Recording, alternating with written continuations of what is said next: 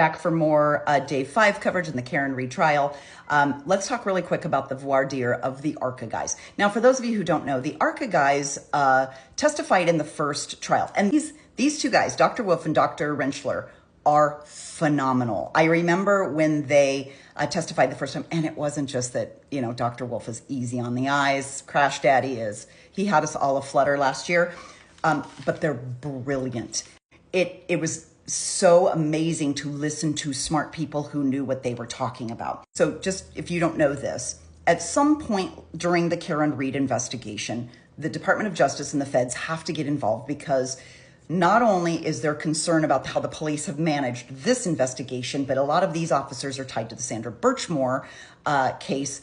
And so the Department of Justice opens up an investigation. So they're kind of doing a simultaneous investigation to Proctor's investigation, which prompted Proctor to kind of go, he's like, oh shit, I haven't talked to half the witnesses. I didn't do half the stuff I was supposed to do. So Proctor's circling back around, and that's why some of those witnesses didn't get talked to until like 12 months, 18 months, because he hadn't been doing shit.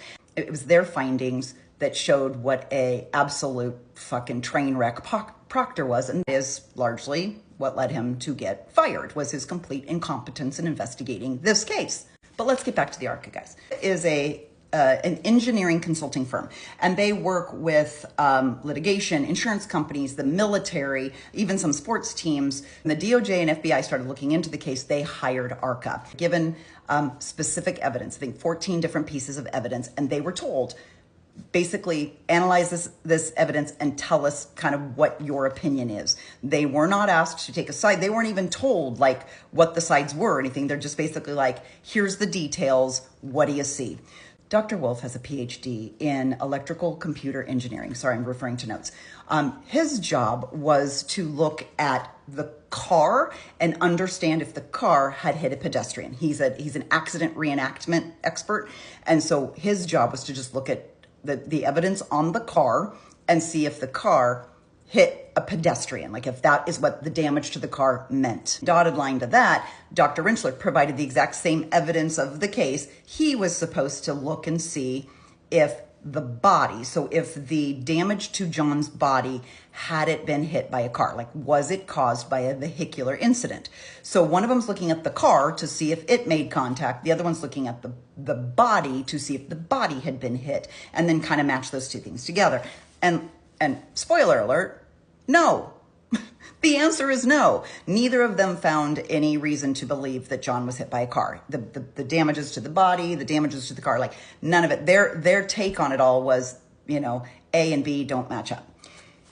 Now, if it is my understanding, if I remember correctly, they provided a report, and the report was made available, like their findings were made available to both the prosecution and the defense, because again, they weren't hired for either side. They were just hired to do an overview, and their reports were available to both sides.